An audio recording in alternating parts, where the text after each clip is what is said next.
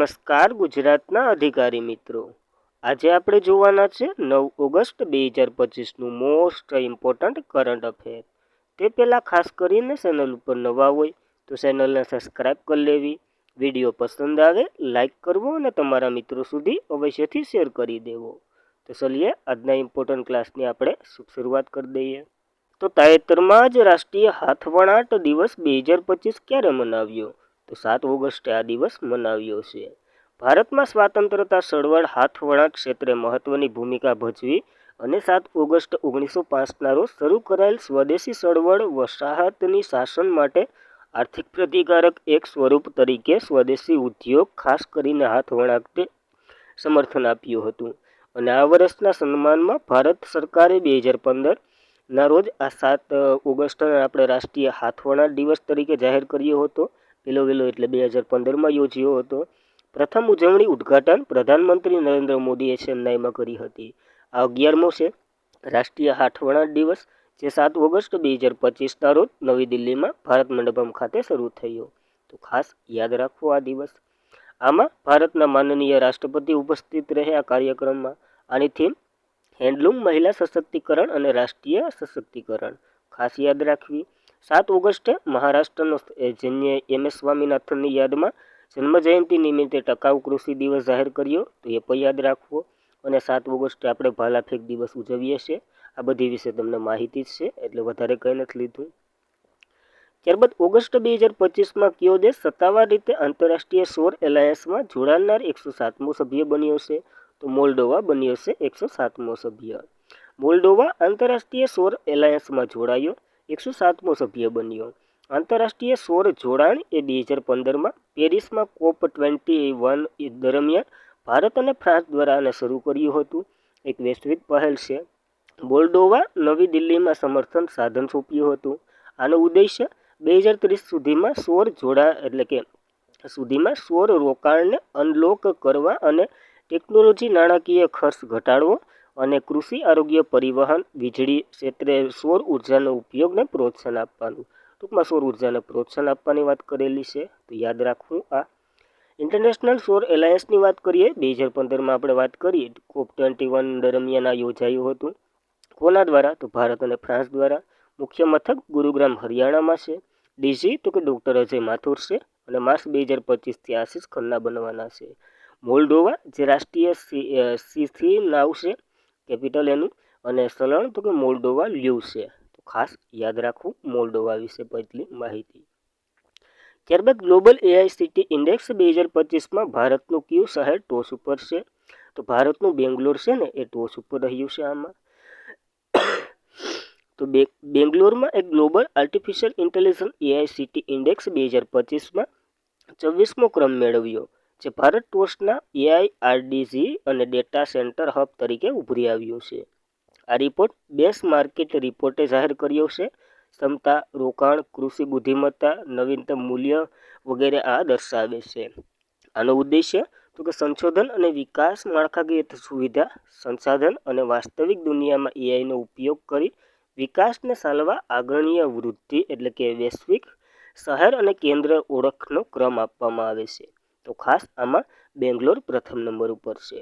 જ્યારે ટોચના વૈશ્વિક રેન્કિંગની વાત કરીએ એઆઈસીટી ઇન્ડેક્સમાં, તો સિંગાપુર પહેલા નંબર ઉપર છે, સિયોલ બીજા નંબર ઉપર અને બેઇજિંગ ત્રીજા નંબર ઉપર છે. યાદ રાખવું. ત્યારબાદ કઈ રાજ્ય સરકારે મુખ્યમંત્રી નિજુત એમ મોઈના 2.0 લોન્ચ કર્યું છે? તો આસામ સરકારે આ લોન્ચ કર્યું છે. આસામના મુખ્યમંત્રી ડૉક્ટર હેમંત બિસ્વ શર્માએ ગુવાહાટીમાં મુખ્યમંત્રી નિજુત મોઈના 2.0 યોજના શરૂ કરી, જે ઉચ્ચ શૈક્ષણિકમાં છોકરીઓને નોંધણી વધારવા માટે અને માનસિક નાણાકીય સહાય યોજના, શાળા છોડી દેવાના રદ, ઘટાયેલ અને ઉચ્ચ શૈક્ષણિક પ્રોત્સાહન આપવા માટે નાણાકીય સહાય પૂરી પાડવામાં આવે છે. કન્યાઓ સશક્ત બનાવવાનો આનો ઉદ્દેશ્ય છે. તો ખાસ જે ડ્રોપ આઉટ થાય ને મહિલાઓનો, એને રોકવાનો છે. પ્રથમ વર્ષે ભણતી વિદ્યાર્થીઓને 10 મહિના માટે 10,000 રૂપિયા આપવામાં આવશે, એટલે કે મહિનાના 1000. અને સ્નાતક સ્થિતિની વિદ્યાર્થીઓને દર મહિને 12,500, એટલે કે 12,500. પીજી સ્તરના વિદ્યાર્થીને દર મહિને 25,000, એટલે કે 2,500 રૂપિયા આપવામાં આવશે. તો ખાસ મહિનાના 2,500 એવી રીતના છે. તો ખાસ આ યોજના યાદ રાખવી. ત્યારબાદ લેફ્ટ વન એ ક્યારે ભારતીય અવકાશી ટેક સ્ટાર્ટઅપ પ્રથમ વાણિજ્ય ઉપગ્રહ મિશન છે? તો ધ્રુવ સ્પેસનું આ ઉપગ્રહ મિશન છે, પ્રથમ વાણિજ્ય છે. તો ભારતીય અવકાશી ટ્રેક સ્ટાર્ટઅપ ધ્રુવ સ્પેસ તેનું પ્રથમ વાણિજ્ય ઉપગ્રહ મિશન લેપ-1 લોન્ચ કર્યું. તૈયાર લેપ-1 આર્ટિફિશિયલ ઇન્ટેલિજન્સ અને પૃથ્વી નિરીક્ષક અને પેલાડ વહન કરે છે. તે સ્વદેશી રીતે વિકસિત P-23 એટલે કે 30 ઉપગ્રહ પ્લેટફોર્મનો ઉપયોગ કરશે. જાન્યુઆરી 2024માં લેફ્ટ-TD મિશન દરમિયાન ઇસરોના PSLV-C-48 પર અવકાશ લાયક બન્યું હતું. આ મિશન ધ્રુવ સ્પેસ અકુલા ટેક્સ એ ઓસ્ટ્રેલિયાનું છે, જેએસ સેટેલાઇટ જે ઓસ્ટ્રેલિયાનું છે, આ દ્વારા સંયુક્ત રીતે વિકસાવવામાં આવ્યું છે. તો ખાસ યાદ રાખવું આ મિશન. ધ્રુવ અવકાશની વાત કરીએ 2012માં એની રચના થઈ હતી. મુખ્ય મથક હૈદરાબાદ તેલંગાણામાં છે. તો ખાસ યાદ રાખવું આ મિશન. ત્યારબાદ તાજેતરમાં જ કોને ક્ષમતા નિર્માણ આયોગના અધ્યક્ષ તરીકે નિયુક્ત કરવામાં આવ્યા છે? એસ રાધા ચૌહાણને બનાવવામાં આવ્યા છે આના અધ્યક્ષ. તો ભૂતપૂર્વ આઈએએસ અધિકારી એસ રાધા ચૌહાણને ક્ષમતા નિર્માણ આયોગના નવા અધ્યક્ષ તરીકે નિયુક્ત કરવામાં આવ્યા. તેઓ આદિલ જૈનુલભાઈનું સ્થાન લેશે. તો ખાસ ઇમ્પોર્ટન્ટ મિશન કર્મયોગી પહેલના ભાગરૂપે ભારત સરકાર દ્વારા 1 એપ્રિલ 2021ના રોજ ક્ષમતા નિર્માણ આયોગની સ્થાપના થઈ હતી. તેનો ઉદ્દેશ્ય નિર્માણ એટલે કે નાગરિક સેવા ક્ષમતા નિર્માણ સુવિધા અને રક્ષક તરીકે કાર્ય કરવું, ખાતરી કરવી કે તાલીમ કાર્યક્રમ આધુનિક સુસંગત અને ભારત ઉભરી શાસન જરૂરિયાત સુસંગત છે. તો ખાસ આ બધી કાર્ય આના માટે હોય છે. ત્યારબાદ વર્લ્ડ હેલ્થ ઓર્ગેનાઇઝેશને કયા વાયરસને કેન્સરનું કારણ જાહેર કરી દીધો? તો હિપેટાઇટિસને કેન્સરનું કારણ જાહેર કરી દીધો. અને હિપેટાઇટિસમાં વાત કરીએ તો હિપેટાઇટિસ ડી. તો વિશ્વ આરોગ્ય સંગઠને હિપેટાઇટિસ ડીને કેન્સરનું કારણ જાહેર કરી દીધું. આ જાહેરાત વિશ્વ હિપેટાઇટિસ દિવસ સાથે સુસંગત છે. વર્લ્ડ હેલ્થ ઓર્ગેનાઇઝેશને લીવર કેન્સરની સત્તા જે મૃત્યુ ઘટાડવા માટે વાયરસ હિપેટાઇટિસ સામે વૈશ્વિક પગલાં લેવાની વિનંતી કરી. હિપેટાઇટિસ વિશ્વભરમાં લાખો લોકોને અસર કરે, તેના કારણે વાર્ષિક અસંખ્ય મૃત્યુ થાય છે. અને વહેલી શોધ અને વ્યવસ્થાપન મહત્વપૂર્ણ. ભારત વાયરસ હિપેટાઇટિસ કેસોનો નોંધપાત્ર બોસ્પ છે. તો ખાસ યાદ રાખવો અને જાહેર કરી દીધો. કોને? તો કે વિશ્વ આરોગ્ય સંસ્થા. એની વાત કરીએ 7 એપ્રિલ 1948ના રોજ આની રચના થઈ હતી. હેડક્વાર્ટર જીનીવા સ્વિટ્ઝરલેન્ડમાં અને આના હેડ તો કે ટ્રેડોસ અધમનવ છે. તો ખાસ યાદ રાખવી આ માહિતી. ત્યારબાદ ભારતીય તીરંદાજી સંગઠને પ્રથમ તીરંદાજી લીગ ક્યારે શરૂ કરી છે અથવા ક્યાં શરૂ કરી છે? તો નવી દિલ્હીમાં આ શરૂ થઈ ગઈ છે. તો ભારતીય તીરંદાજી એસોસિએશન એ દેશની પ્રથમ ફ્રેન્ચાઇઝ આધારિત તીરંદાજી લીગ લોન્ચ જાહેર કરી, જેમાં ક્રાઉન્ટ અને રિકર્વ તીરંદાજો બંને સમાવેશ થાય છે. ઓક્ટોબર 2025માં નિર્ધારિત આ ઇવેન્ટ દિલ્હીના યમુના સ્પોર્ટ કોમ્પ્લેક્સ ખાતે 11 દિવસ સુધી ચાલવાની છે.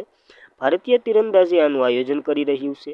એની વાત કરીએ આચાર્ય માટે સંચાલિત અને આની સ્થાપના ઓગસ્ટ 1973માં થઈ હતી.